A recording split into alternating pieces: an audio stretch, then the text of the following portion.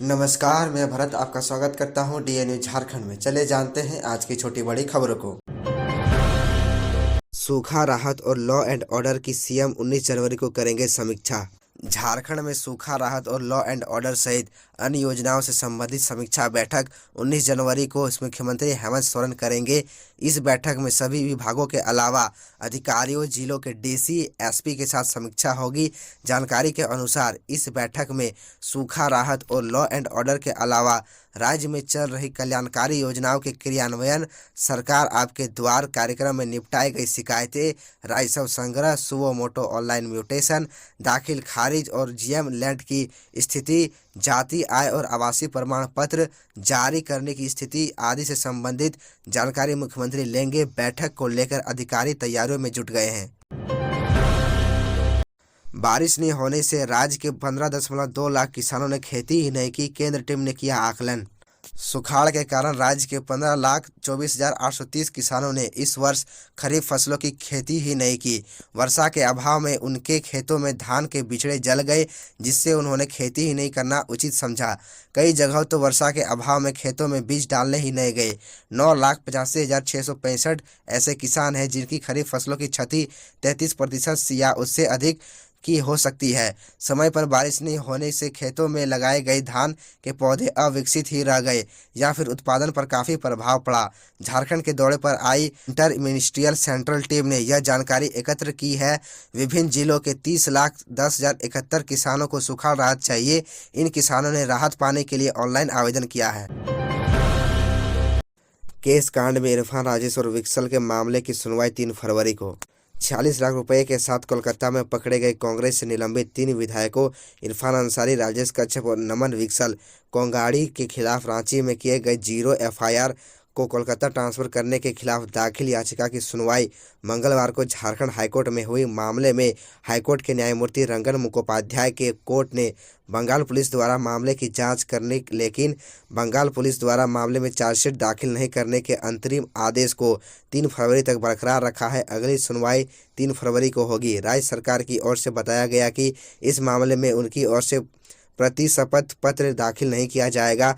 बता दें कि हाईकोर्ट ने मामले में अंतरिम आदेश देते हुए कोलकाता पुलिस को मामले की जांच को जारी रखने का निर्देश दिया था, लेकिन कोर्ट ने चार्जशीट दायर करने पर रोक लगाई थी। दरअसल इन 3 विधायकों के खिलाफ रांची के अरगोड़ा थाने में अनूप सिंह की ओर से 0 एफआईआर हुआ था, जिसे कोलकाता ट्रांसफर कर दिया गया था। विधायकों ने इसे कोलकाता भेजे जाने का निरस्त करने की मांग की है। होली पर बिहार जाने वाली ट्रेनों में अभी से टिकट की लंबी वेटिंग। इस बार होली पर धनबाद में रहने वाले लोगों को अपने घर बिहार जाने के लिए ट्रेनों में कंफर्म सीट मिलना मुश्किल हो सकता है। होली 8 मार्च को है और मार्च की शुरुआत से ही धनबाद होकर बिहार जाने वाली ट्रेनों में टिकट की लंबी वेटिंग लिस्ट है। उत्तर बिहार जाने वाली ट्रेनों में गिनती की सीटें ही बची है। यह परेशानी धनबाद से खुलने वाली ट्रेनों में स्लीपर और जनरल कोच की संख्या घटाने से हुई है, क्योंकि एलएचबी रैक के चलते रेलवे ने पटना जाने वाली गंगा दामोदर धनबाद पटना इंटरसिटी बिहार और उत्तर प्रदेश होकर चलने वाली धनबाद फिरोजपुर केट गंगा सतलज एक्सप्रेस मौर्य एक्सप्रेस में स्लीपर व जनरल कोच कम करने से स्लीपर की 808 तो जनरल की 664 सीटें कम हो गई है। ऐसे में होली के समय भीड़ भाड़ बढ़ने की से यात्रियों को धक्का मुक्की भी बढ़ेगी। टोल प्लाजा केस में एसडीपीओ प्रमोद मिश्रा को ईडी का तीसरा समन जल्द। आलमगीर व पंकज मिश्रा को क्लीन चिट देने का मामला। साहिबगंज के बड़हरवा टोल प्लाजा विवाद मामले में जांच कर रही ईडी जल्द ही तत्कालीन बड़हरवा एसडीपीओ प्रमोद कुमार मिश्रा को तीसरा समन भेजने की तैयारी में है। इसके पहले भेजे गए 2 समन के बाद भी डीएसपी ईडी के सामने हाजिर नहीं हुए थे। राज्य सरकार ने ईडी के अधिकारों के खिलाफ सर्वोच्च न्यायालय में चुनौती दी थी। उनकी याचिका एक दिन पहले ही खारिज हो चुकी है। उन पर आरोप है कि बड़हरवा के उक्त केस में उन्होंने 24 घंटे के भीतर आरोपित मंत्री आलमगीर आलम व मुख्यमंत्री हेमंत सोरेन के बरहेट विधानसभा क्षेत्र के विधायक प्रतिनिधि पंकज मिश्रा को क्लीन चिट दे दी थी। दरअसल संताल में 1000 करोड़ के अवैध खनन मामले में ईडी इसी बड़हरवा टोल प्लाजा विवाद से संबंधित केस को आधार बनाकर जांच शुरू की थी। यानी ईडी का मूल केस यही है। इसमें ईडी ने अवैध खनन के बड़े बड़े खुलासे किए और बरामदी भी की। खतियानी जोहार यात्रा के दूसरे चरण में कोडरमा पहुंचे मुख्यमंत्री। कहा झारखंडी और मूलवासियों के अधिकार की है यह यात्रा। मंगलवार को जिला मुख्यालय स्थित बाघीटाड़ स्टेडियम में खतियानी जोहर यात्रा के दूसरे चरण को शुरू करते हुए मुख्यमंत्री हेमंत सोरेन ने कहा कि झारखंड ने स्थानीय युवाओं को रोजगार से जोड़ने के लिए 1932 को खतियानी आधार माना है ताकि स्थानीय युवाओं को भरपूर लाभ मिल सके। उन्होंने कहा कि यह झारखंडी और मूलवासियों के अधिकार की यात्रा है। उन्होंने कहा कि झारखंड में जो खतियानी है वही झारखंडी है। हर राज्य की अपनी पहचान रही है और झारखंड की अब अपनी पहचान बनेगी। उन्होंने कहा कि राज्य सरकार ने ढिबरा पॉलिसी बनाई है जिसका लाभ स्थानीय लोगों, जंगल में रहने वाले गरीब मजदूर तबके के लोगों को मिलेगा। पहले किसी ने इस पर नहीं सोचा, पर यह सरकार झारखंड के युवाओं के लिए सोचती है, बेरोजगारी दूर करने के लिए सोचती है और जो कहती है उसे पूरा करती है। ढिबरा पॉलिसी जल्द लागू की जाएगी जिसका लाभ यहाँ के लोगों को मिलेगा।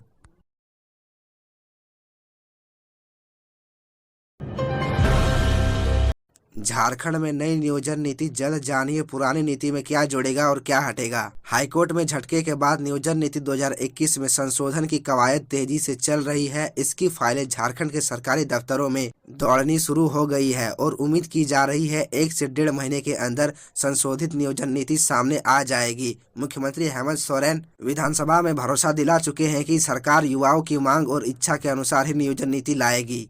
क्या हटेगा, क्या जुड़ेगा, आइए जानते हैं कि नई नीति में किन महत्वपूर्ण प्रावधानों को शामिल किया जाएगा और 2021 में लाई गई नीति में कौन से प्रावधान हटाए जाएंगे। हिंदी भी क्षेत्रीय भाषा मानी जाएगी। 2021 की नीति में क्षेत्रीय भाषा के पत्र के रूप में हिंदी की मान्यता नहीं दी गई थी। इस बार इसे क्षेत्रीय भाषा के वैकल्पिक पत्र के रूप में रखा जाएगा। झारखंड के ही शैक्षणिक संस्थानों से 10वीं व 12वीं परीक्षा उत्तीर्ण होने की बाध्यता को हटाया जाएगा। परीक्षाओं में स्थानीय लोगों की प्राथमिकता देने के लिए स्थानीय रीति रिवाज, परंपरा की जानकारी की शर्त नई नीति में लागू रहेगी। इसका स्वरूप क्या होगा, इस पर मंथन चल रहा है।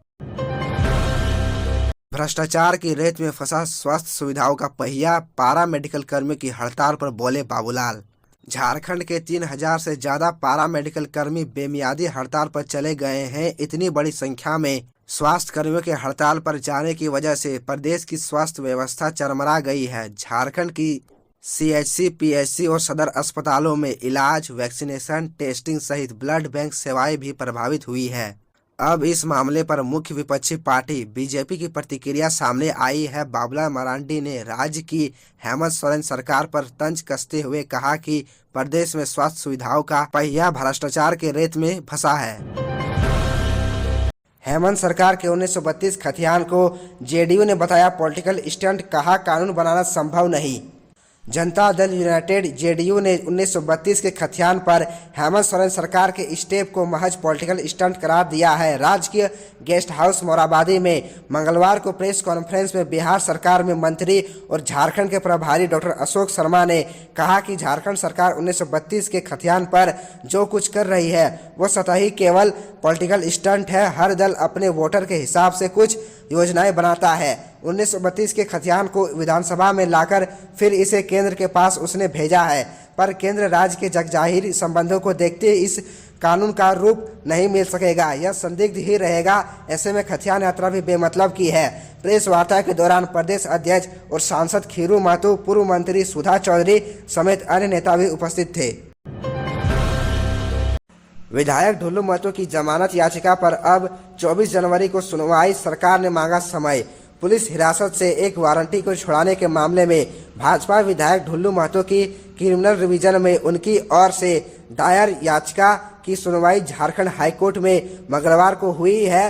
मामले में प्रार्थी की ओर से बताया गया कि ढुल्लू महतो ने करीब 2/3 सजा काट ली है, इसलिए उन्हें जमानत दी जाए। सुनवाई के दौरान सरकार की ओर से समय देने का आग्रह किया गया, जिस पर कोर्ट ने मामले की अगली सुनवाई 24 जनवरी निर्धारित की है। आज न्यायमूर्ति संजय प्रसाद की कोर्ट में सुनवाई हुई। प्रार्थी की ओर से अधिवक्ता इंद्रजीत सिन्हा, अखोरी अविनाश, अजय सिंह ने पैरवी की। तो यह थी झारखंड की टॉप बड़ी खबरें, और इसी तरह झारखंड की छोटी सी बड़ी खबरों को देखने के लिए आप हमारे चैनल DN न्यूज झारखंड को सब्सक्राइब कर ले और बेल आइकन को प्रेस कर ले, जिससे आपको झारखंड की हर छोटी बड़ी खबरों की अपडेट आप तक पहुंचता रहे। तो आज के लिए इतना ही, हमें दीजिए इजाज़त, फिर मिलते हैं आपसे अगले वीडियो में।